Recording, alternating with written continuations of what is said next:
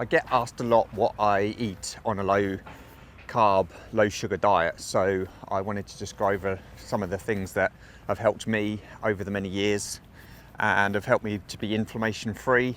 You know, for 20 plus years I suffered with colitis and inflammation, and the things that I eat now are the things that I know have helped to heal me and continue to keep me from being sick. So I want to share some of those with you. And largely it comes down to keeping sugar extremely low. From what I've researched over those many years, sugar is literally the root of all evil. It causes massive inflammation in humans. It has been linked with Alzheimer's and brain degenerative diseases, cancers, and general inflammation in the body. So if you can keep sugar low, that is a massive starting point for you in your journey to being inflammation free and eradicating your illnesses. So one of the first things I'm going to go over is meat. And I know that's going to be controversial for some people because they think meat is generally inflammatory, because that's what we've been told for many years. But it's anything but, and it has incredible anti-inflammatory healing properties about it. And it's the one thing I can consistently say that I use in my diet, which keeps me from being bloated, inflamed, and generally keeps me satiated through long periods of the day. So the best meat that I think you can eat is always going to be local. So if you can find a local farmer or someone to work with to get your meat supply from, that's obviously going to be good for the environment as well. So ground beef mince, lamb, chicken. I always try to go for the fattier cuts of all of these. So with beef and steak, it would be ribeyes. If you were going for mince, then make sure you go for the 20% fat mince. And chicken thighs are obviously a lot fattier than a chicken breast. There's nothing wrong with chicken breast, I just think chicken thighs are more superior. Lamb, I'm lucky enough to live in the UK where we have probably the best lamb in the world. It's extremely good for you. On top of that, there's obviously fish. So again, make sure it's the best quality fish that you can find. Salmon, mackerel, the fatty fishes are the best ones that you want to be eating. Meat is packed with something called CLA, which is shown to be an anti-inflammatory property on the human body. So protein and then fat would always be my base for my meals. I know that those, like I said before, I know that those are the things that are going to keep me most satiated through the day and to keep my carbohydrates extremely low. So back to meat. It's packed with amino acids, plenty of zinc and plenty of iron. All great for the human body and will help to keep off inflammation. So on top of meat, my absolute go-to that I must have in my diet pretty much every day is eggs. I consume around 6 eggs minimum per day, sometimes more depending on if I'm adding it to meals or mixing it in sauces. Eggs are an absolute powerhouse. Obviously they're providing protein and good fats for you, but eggs also contain an element called choline, which is extremely good for your brain health.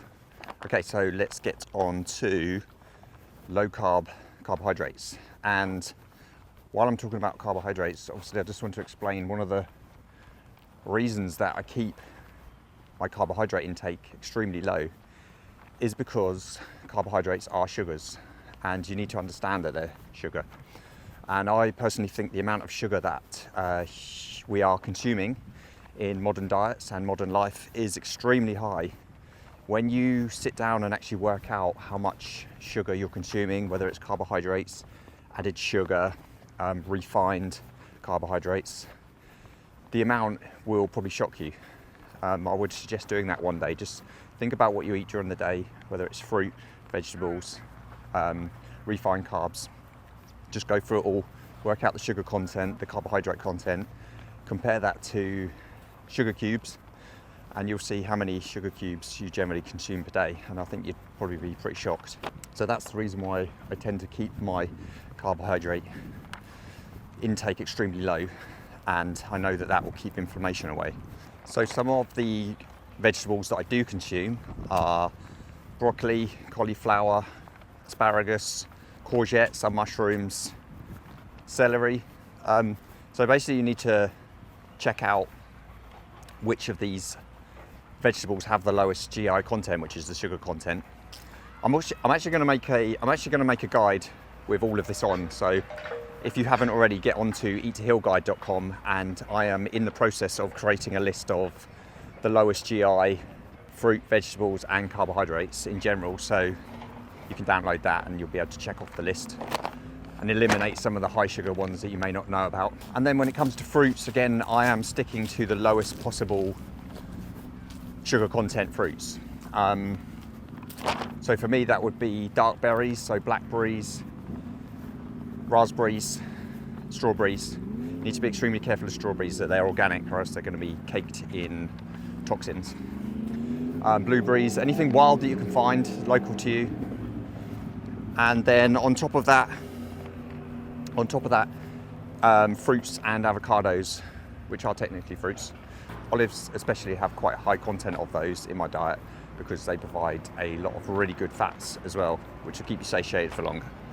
And avocados are again one of my favorites to consume. They're very low fiber, low carbohydrate, it's low sugar, and they have some fantastic fats in them, oleic acid, which is absolutely amazing for your brain health and as an anti-inflammatory tool. And then on top of that, I basically try to avoid as much of the high sugar content fruit as possible. And if I do have it, it's extremely rare, as a treat maybe every, once a month or so. But that would be pineapple, bananas, mangoes. Any tropical fruit is extremely high in sugar.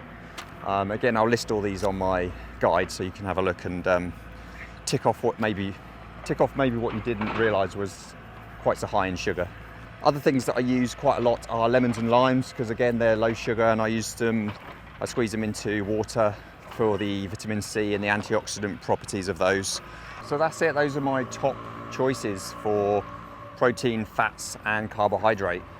And again, the reason that I always opt for low carbohydrate and low sugar food is because I know that's what worked for me after 20 years of inflammation. That is what keeps me fit and strong and healthy.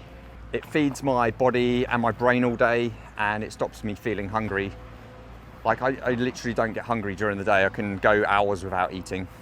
And in return, that means less stress on my system, less stress on my digestive system, just less stress on me in general. Like I don't have to think too much about what I'm eating. I know the key foods of what I'm going to eat during the day, and I stick with those, and it makes life a lot simpler.